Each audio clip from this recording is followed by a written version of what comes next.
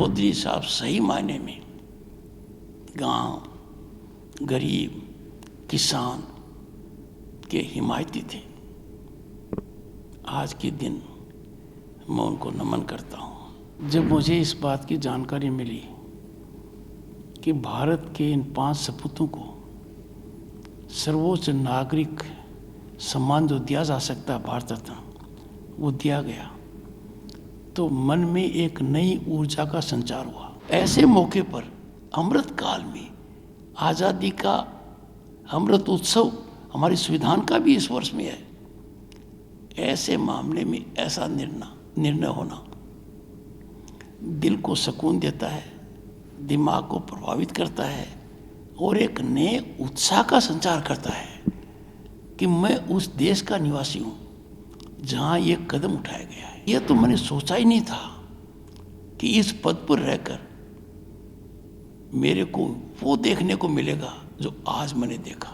सरकार के इस कदम से, जिसके लिए सरकार और प्रधानमंत्री साधुवाद के पात्र हैं, भारत रत्न का सम्मान बढ़ा आज के दिन। ऐसे उत्कृष्ट उच्च आदर्श समाज में स्थापित करने वाले, उनका सही पालन जीवन भर करने वाले व्यक्ति को जब इतनी देरी से सम्मान दिया गया है, थोड़ी पीड़ा होती है, पर वो पीड़ा आज दब गई। भारत रत्न की गरिमा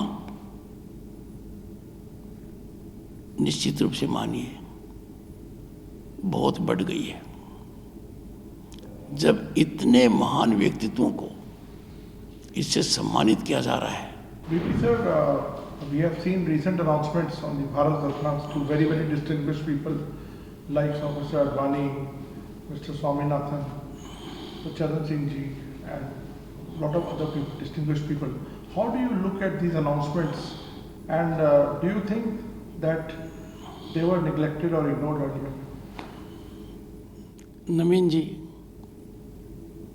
इस पद पर रहते हुए जब मुझे इस बात की जानकारी मिली कि भारत के इन 5 सपूतों को सर्वोच्च नागरिक सम्मान जो दिया जा सकता है भारत रत्न, वो दिया गया, तो मन में एक नई ऊर्जा का संचार हुआ। इन 5 को देश और दुनिया भली भांति जानती है, इनको पूरी तरह से परखा हुआ है। चौधरी चरण सिंह जी, उनका पूरा जीवन किसान और गांव को समर्पित था। वो ईमानदारी के प्रतीक रहे। मुझे व्यक्ति से बहुत उनसे मिलने का मौका नहीं मिला, पर 1977 में जब वो राजस्थान आए थे तो मैं जयपुर से चलकर श्री गंगानगर गया और उनका आशीर्वाद प्राप्त किया। आप देखिए, आज किसी भी मापदंड पर जांच कीजिए, ईमानदारी के प्रतीक, किसान के पीछे समर्पित, किसान जातियों के वो सर्वमान्य नेता रहे हैं। चाहे उत्तर प्रदेश के कृषि मंत्री हों, चाहे वो मुख्यमंत्री रहें, चाहे देश के प्रधानमंत्री या गृह मंत्री रहें, उन्होंने एक अमिट छाप छोड़ी है। उनके दिल में किसान अन्नदाता के प्रति जो लगाव था और राजनीतिक क्षेत्र में स्पष्टवादिता के मामले में विचारों में पूरी तरह से एकाग्रता होना उनकी बहुत बड़ी पहचान थी। डटकर आपातकाल का काला खंड जो था, डटकर मुकाबला किया। अपने सिद्धांतों से वो कभी नहीं डगे। लोग उनकी सादगी, उनकी ईमानदारी, गरीब किसान के प्रति उनका समर्पण, ये उनकी पहचान है। चौधरी साहब के नज़दीक कोई वो व्यक्ति नहीं आ सकता था जिसमें ये गुण नहीं हो। आप अंदाज़ा लगाइए उस कालखंड में उनके जो शिष्य थे उन्होंने क्या महारत हासिल की। जब ऐसे व्यक्तित्व को आज के दिन सम्मानित किया जाता है तो मन में एक बड़ा भाव आता है कि अन्नदाता का सम्मान हुआ है।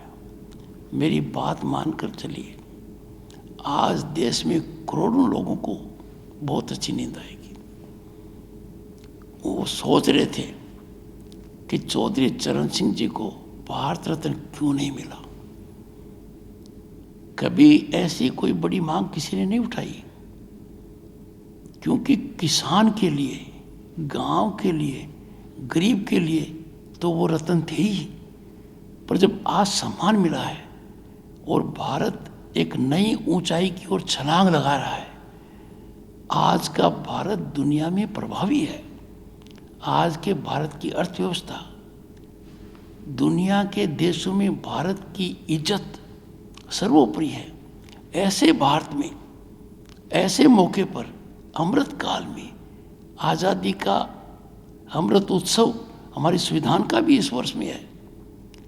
ऐसे मामले में ऐसा निर्णय होना दिल को सुकून देता है, दिमाग को प्रभावित करता है और एक नए उत्साह का संचार करता है कि मैं उस देश का निवासी हूँ जहाँ ये कदम उठाया गया है। व्यक्तिगत मेरे लिए इससे बड़ी कोई उपलब्धि नहीं हो सकती कि भारत के उपराष्ट्रपति के पद पर रहकर कृषक पुत्र होने के नाते जब मुझे जानकारी मिली तो बिना समय गंवाए मैंने इस जानकारी को राज्यसभा के सदस्यगण के साथ शेयर किया और सदन में जो इसका स्वागत हुआ और हर वर्ग से स्वागत हुआ, उससे मैं विभूत हूँ।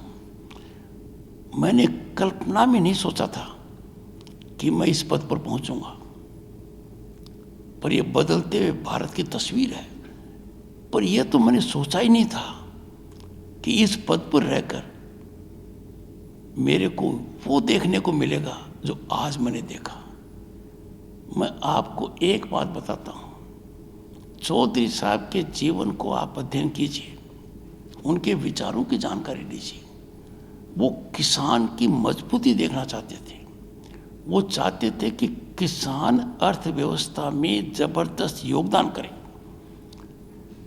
और मैंने कई जगह चौधरी साहब की रीति नीति को पढ़कर, नज़दीकी से अध्ययन कर कई जगह मैंने अपने भाषण में कहा है कि अन्नदाता को मजबूती तब आएगी जब अन्नदाता एग्रीकल्चर प्रोड्यूस पैदा करता है और वहीं तक सीमित रह जाता है। उसकी मार्केटिंग के अंदर इन्वॉल्वमेंट होना चाहिए, वैल्यू एडिशन के अंदर होना चाहिए, उसके एक्सपोर्ट और इंपोर्ट में होना चाहिए, दूध और वेजिटेबल्स में इन्वॉल्वमेंट होना चाहिए। चौधरी साहब का सोच बहुत बड़ा था और व्यक्तित्व देखिए आप कितना बड़ा था। देश को कभी वो देखने को नहीं मिलेगा जो चौधरी साहब ने देखा था और अन्य नेताओं ने देखा था। आपातकाल की मार, हर संस्था विफल हो गई, न्यायालय विफल हो गए। देश के 9 उच्च न्यायालयों ने आदमी के पक्ष में फैसला दिया, नागरिक के पक्ष में फैसला दिया। ये फैसला दिया कि मौलिक अधिकारों को सस्पेंड नहीं किया जा सकता। सुप्रीम कोर्ट ने उस फैसले को बदल दिया। डटकर चौधरी साहब ने मुकाबला किया। चौधरी साहब सही मायने में गांव, गरीब, किसान के हिमायती थे। आज के दिन मैं उनको नमन करता हूँ। आज के दिन सभी किसान भाइयों से, ग्रामीण भाइयों से यही अनुरोध करूँगा कि हमारे चौधरी साहब 140 करोड़ वाले देश में भारत रत्न है। हमारे रत्न थे, हमारे दिल में थे, हमारे दिल पर उनका राज था। कहीं निकल जाइए देश में, उत्तर हो चाहे दक्षिण हो, गांव का किसान का व्यक्ति चौधरी साहब को किस भाव से याद करता है। और महान व्यक्तित्व की सबसे बड़ी ताकत यही है कि उनको प्रमोट करने की आवश्यकता नहीं होती है। आज संसद सदस्यों के चेहरे पर जब देखा मैंने, और खासकर जो ग्रामीण वर्ग से आते हैं, किसान वर्ग से जुड़े हुए हैं, ऐसी प्रसन्नता मैंने बहुत कम देखी है। बहुत बड़ा मौका है नवीन जी आज का। सर मुझे ये बताइए, आपने कहा कि आप जयपुर से पैदल चल के उनको मिलने नहीं, गए। पैदल नहीं, मैं जयपुर से चलकर चौधरी साहब का हनुमानगढ़ और श्री गंगानगर के अंदर आना था। उस समय जो आप आज कर रहे हैं ना, संचार, सोशल मीडिया, वो नहीं था। टेलीविज़न भी ऐसा नहीं था। जब अखबार से जानकारी मिली तो मेरे मन में आया कि मुझे इस महानुभाव का आशीर्वाद प्राप्त करना चाहिए। मैं बालक था। मैं जब वहाँ गया तो भोजन कर रहे थे, वो जमीन पर बैठकर भोजन कर रहे थे। चौधरी साहब ने कभी किसी को गिरावट होते हुए मदद नहीं की। सब जानते थे कि चौधरी साहब के सामने दिगर कोई ऐसा आचरण हो गया जो सात्विक नहीं है, सर्वोत्तम नहीं है, तो चौधरी साहब खिंचाई करते थे और किसान को हमेशा एक ही बात कहते थे कि अर्थव्यवस्था में योगदान देने के अलावा किसान भारतीय राजनीति की भी रीढ़ की हड्डी है। और मुझे आज प्रसन्नता होती है कि आज किसान वर्ग में जाइए आप और थोड़ा अंदाज़ा लगाइए, किसान के बच्चे आज नौकरी में कितने आगे हैं, गांव के अंदर कितनी काया बदल गई है। एक तरीके से चौधरी साहब का सपना संचार हो रहा है। पूरी तरह से पृष्ठभूमि मेरे को दिख रही है। तो ऐसे महान व्यक्तित्व का इतना बड़ा आदर होना और इस कालखंड में होना जहाँ भारत अमृत काल में है, तो अमृत काल जो गौरव काल है उसमें ऐसे लोगों का मान बढ़ाना, गौरवान्वित करना हम सब के लिए बहुत बड़ी प्रसन्नता का विषय है। सर लेकिन आपको लगता नहीं कि थोड़ी देर हुई इसको सम्मान को मिलने में? देखिए, भारत रत्न कर्पूरी ठाकुर जी को मिला है, चौधरी चरण सिंह जी को मिला है, स्वामीनाथन जी को मिला है, LK आडवाणी जी को मिला है, नरसिम्हा राव जी को मिला है। पांचों के बारे में किसी को कोई शंका नहीं है, कोई संशय नहीं है। इनको मिलना ही चाहिए था, मौका था, देना चाहिए था। आज के दिन मैं ये कहूँगा नवीन जी, सरकार के इस कदम से, जिसके लिए सरकार और प्रधानमंत्री साधुवाद के पात्र हैं, भारत रत्न का सम्मान बढ़ा आज के दिन, भारत रत्न का वचन बढ़ा आज के दिन। आप अंदाजा लगाइए, पद्मा अवार्ड जब पहले मिलते थे तो उनका क्या दृष्टिकोण था। आज के दिन जिसको पद्मा अवार्ड मिलता है, पद्मश्री भी मिलो चाहिए, पहले कोई जाने या न जाने, मिलते ही सब एक स्वर में कहते हैं कि सही मिला, जरूर मिलना चाहिए था। आज के दिन कोई देश और दुनिया में नहीं मानेगा और उनके मन में एक ही खिंचाव रहेगा, थोड़ी पीड़ा रहेगी कि पहले क्यों नहीं मिला। सामाजिक न्याय का मामला देखेंगे तो कर्पूरी ठाकुर जी का नाम, कर्पूरी ठाकुर जी के सुपुत्र हमारे राज्यसभा के सदस्य हैं, चौधरी चरण सिंह जी के पोते हमारी राज्यसभा के सदस्य हैं, जयंत चौधरी। चौधरी साहब से जो मिला, स्फूर्ति आई। और एक बात और है, चौधरी साहब ने मौलिकता से नाता कभी नहीं छोड़ा, नैतिकता को सर्वोपरि रखा और बेईमानी की बात तो उनके सामने करने की कोई सोच ही नहीं सकता था। जिंदगी भर वो सिफारिश के खिलाफ रहे। ऐसे उत्कृष्ट उच्च आदर्श समाज में स्थापित करने वाले, उनका सही पालन जीवन भर करने वाले व्यक्ति को जब इतनी देरी से सम्मान दिया गया है, थोड़ी पीड़ा होती है। पर वो पीड़ा आज दब गई, अब उस पीड़ा का असर नहीं रहा।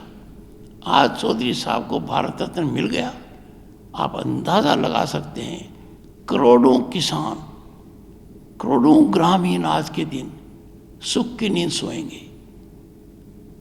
जितना उत्साह होगा वो उसकी कल्पना ही की जा सकती है। मेरा आखिरी सवाल आपसे सर, क्या आपको लगता है जिस तरह के अब जो सिलेक्शन हो, जो इस तरह के जो लोगों को जैसा भारत रत्न मिल रहा है या दूसरे अवार्ड्स मिल रहे हैं, इसके पीछे कहीं ना कहीं एक संदेश है और एक इससे इंस्पिरेशन मिलेगी एक बहुत बड़े तबके से, जैसा कि किसान या जो काम करने वाले मेहनत कश लोग, सोशल जस्टिस की फील्ड में काम करने वाले लोग हैं। आपको लगता है एक बड़ा मैसेज है इसके पीछे? नवीन जी, हमारी सांस्कृतिक विरासत 5000 साल की है। उस 5000 साल में कुछ नैतिक मूल्य स्थापित हुए हैं, मापदंड रखे गए हैं। आप पीछे के कालखंड में चले जाइए, सम्मानित कौन होते थे? जिनका गरिमापूर्ण आचरण समाज में रहता था, जो पूरे समाज की भलाई चाहते थे, बहुत बड़े व्यक्तित्व के धनी थे, आदर्श उनमें समाहित होते थे, होता रहा है। भारत रत्न की गरिमा निश्चित रूप से मानिए बहुत बढ़ गई है। जब इतने महान व्यक्तित्वों को इससे सम्मानित किया जा रहा है, तो हर आदमी, हर भारतीय के मन में एक बात आती है कि अब मापदंड बदल गए हैं। अब मापदंड में राष्ट्रवाद है, अब मापदंड में आदर्शवाद है, अब मापदंड के आंकलन देश हित वाले हैं, किसान हित वाले हैं, गरीब हित वाले हैं। और अन्नदाता को तो कितनी खुशी मिली होगी। डॉक्टर स्वामीनाथन को देखिए, हमने बच्चे रहते हुए वो जमाना देखा है कि इस देश को बाहर से गेहूं आते थे, PL 48, 480 कानों में घुसती थी। He brought about revolution। Narasimha Rao ji प्रधानमंत्री रहे, उनको स्कॉलर स्टेट्समैन कहा गया। कांग्रेस पार्टी के अध्यक्ष भी थे, बुलाकर मुझे कहा कांग्रेस लीगल सेल का आप भाग बनिए। मेरी मुलाकातें हुई उनसे, मुझे बड़ा अच्छा लगा और राय ली उन्होंने कई बार। ये मैंने सदन में भी कहा है। स्वामीनाथन जी से भी मेरा मिलना हुआ, मैंने गहराई से बात की। जब लोकसभा का सदस्य बना 1989 में, तो 2 महानुभावों से मेरी बात इस विषय में हुई, मिस्टर कुरियन से और स्वामीनाथन जी से। स्वामीनाथन जी का दिल धड़कता था। वो किसान की अर्थव्यवस्था को लेकर एक बहुत बड़ा सोच रखते थे, और उस सोच में आज के दिन मैं जमीनी हकीकत देख रहा हूं। मैं खास तौर से किसान भाइयों को बताना चाहूँगा कि आज के दिन जो युगांतर प्रगति हो रही है, उसमें किसान केंद्र बिंदु है। हर गांव में सड़क होने का फायदा किसान को है, हर घर में बिजली होने का फायदा किसान को है, हर घर में नल होना, हर घर में शौचालय होना और कृषि कार्ड होना, और किसान को इतना प्रेरित करने का आज मामला हो गया है कि किसान महिलाओं के समूह को डोंस दिए जाएंगे। मेरी बात मान लीजिए आप कि सकारात्मक सोच के साथ किसान यदि अगर आगे बढ़ेगा तो भारतीय अर्थव्यवस्था का वो प्रमुख अंग है, पर इससे भी ज़्यादा महत्वपूर्ण अंग रहेगा। और किसान समुदाय को मैं अपील करता हूँ कि उत्पादन उनका है,